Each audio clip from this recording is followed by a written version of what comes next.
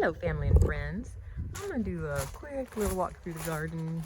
Things have changed a little bit, but not a lot. So I finally got my cabbage planted in here. Got things kind of raked up and planted my cabbage since Arnold is gone and we no longer have that issue. And I keep them netted just because it's in fall, we still have cabbage moths. Nothing really going on here. My beans are doing pretty darn good, so I'm happy about that. Sweet potatoes are going crazy, which is a good thing. And I was gonna take these cucumbers out, but I'm such a nutcase. I decided, I would just start spraying with them with a little bit of neem oil and some Castile soap, and they're looking better. I think part of it is we're just getting out of the time for aphids, so I think I might get some more cucumbers, which would be really nice because we'd like to put some more pickles up. Not much going on out here. Things are kind of the same. I've got eggplant, beans, peppers, sweet potatoes, tomatoes, just kind of a little bit of everything. In the high tunnel, I've been working, and it's a big mess, but I'm starting to get things pulled out. So I got the tomatoes pulled out over here, and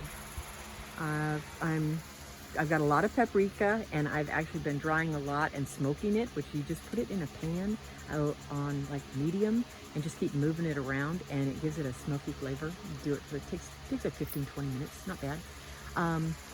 And I planted my rutabagas, so I'm excited about that. But my big exciting thing is my banana tree is flowering, and I can't believe it. And I don't know if I can get a good picture of it, but it's like got this big, see if you can see that. It's a big, round, fat stalk. And if I come around here, maybe we can get a little bit better picture. But it's really kind of interesting. But that's it. And it's kind of behind that. So anyway, what I've learned is that the bananas take, there we go. The bananas take about 5 months to mature. So we'll get a flower, and then the hands of bananas are behind that. And so now I'm trying to figure out how I'm going to keep it warm through the winter time, because it will not fit in the greenhouse anymore. It's way too big. So we shall see. I do have some tomatoes that I'm leaving, and these are determinants, and they've got a lot of blossoms on them, and I'm hoping we're going to get another little bit of round of tomatoes. And I'm getting a lot of green peppers right now. We made stuffed green peppers. They were really, really good. And I still have so much to take out. So most of these tomatoes are still gonna come out. But I thought I would kind of show our really lazy way of having chickens. So we have a rooster, and his name is Rocky. We haven't named most of our chickens, but Rocky does have a name. And he is not super aggressive, but he is a rooster.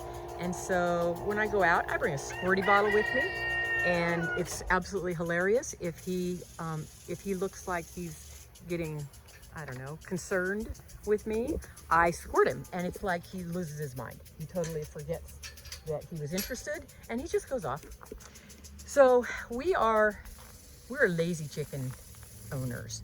Our coop I built our coop. I designed it and built it, and we have a omlet automatic door on it, and there's the little controller, and it uses 3 or 4 AA batteries. They last for 7 months. It's set to close at dusk and open at dawn, and there is our little egg thing.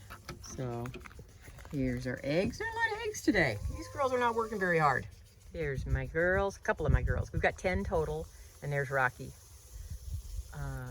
So this is a coop, and what's different about this coop, I would say, is there's a back door here, and there's their perches, and they're not perches there because chickens don't perch. I learned they roost, and it's wire mesh under there. So chickens, most of their going to the bathroom is at night, like 70%. And this way, most of it goes through. And that back end opens too, so that I can open it up in about, I don't know, maybe once a month. I go and I scrape out any that didn't fall through. But it's not very big, but it keeps them up. When they're roosting, they're up away from the wire so nothing can get them. And 10 chickens fit in there really well. The coop is actually in 3 pieces. So the base is 1 piece, and it's 4x4s on the corner, and then 2x4s.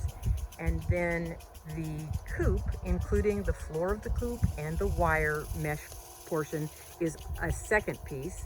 And then the ramp, and I call it the porch, is the 3rd piece.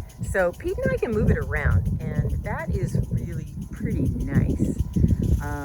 So we, every so often, we dig out the droppings that are underneath of it.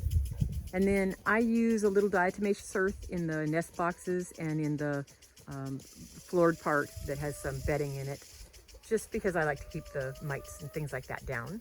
This is our feeder, and I saw this on a YouTube channel.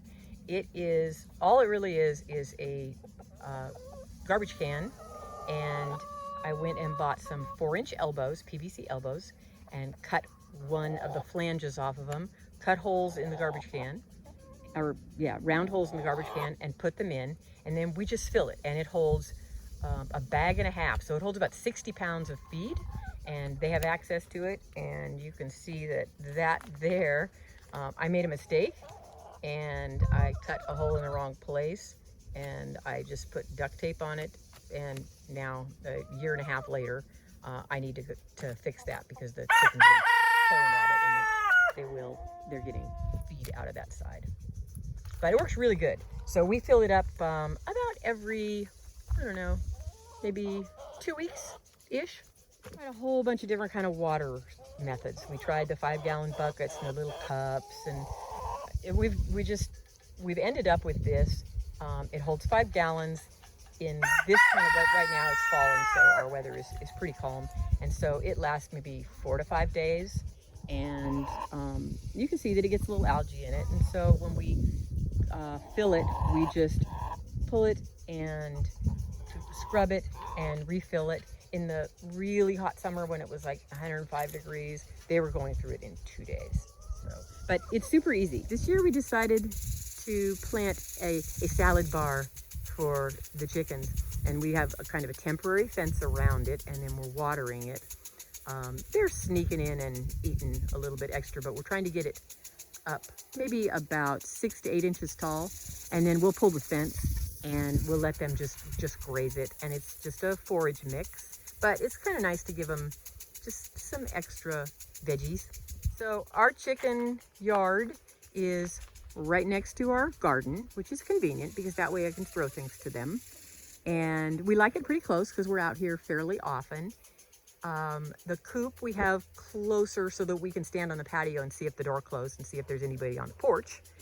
Most every night they get in no problem, but every once in a while one will be out, and we'll just make sure we just go in and open the door, and she goes right in.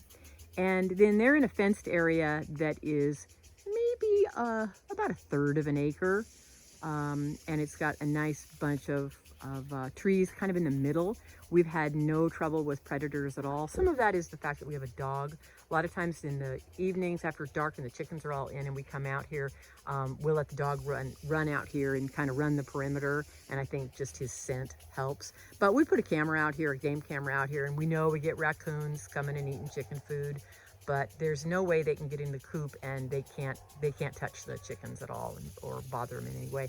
The little enclosed area, little fenced area that you see with that little tiny coop, that actually is a broody box. That's when we had our little chick, we put the mama in there and made it so that the chick could come and go, because there's a spot the chick could come and go, but the other chickens couldn't get into it, so that it had a little bit of safety. And the mama and the baby slept in that little tiny broody box for about 7 or 8 weeks until the chick was big enough. So anyway, so that's our lazy way of owning chickens. We think they're a lot less work than a dog or a cat, and we love their eggs. They taste fabulous, and we love having them, the fact that they have a pretty good sized space, so they're eating a lot of bugs and they're eating a lot of good things that make their eggs taste wonderful. So just thought I'd share that. So that's about all that's going on. We're done with summer vegetables, and it's sad, but it's okay. I'm excited about winter vegetables, and I'm excited to have some cabbage and make some sauerkraut. We still have a lot of peppers, and so we're still harvesting a lot of peppers, and we're making a lot of Tabasco style sauce with our peppers. Pete does that, and it's really, really good. So we're enjoying it. And I don't know, not a lot going on, not a lot of work this time of year. So, okay, hope everybody has a wonderful week. Love y'all. Talk to you soon. Bye.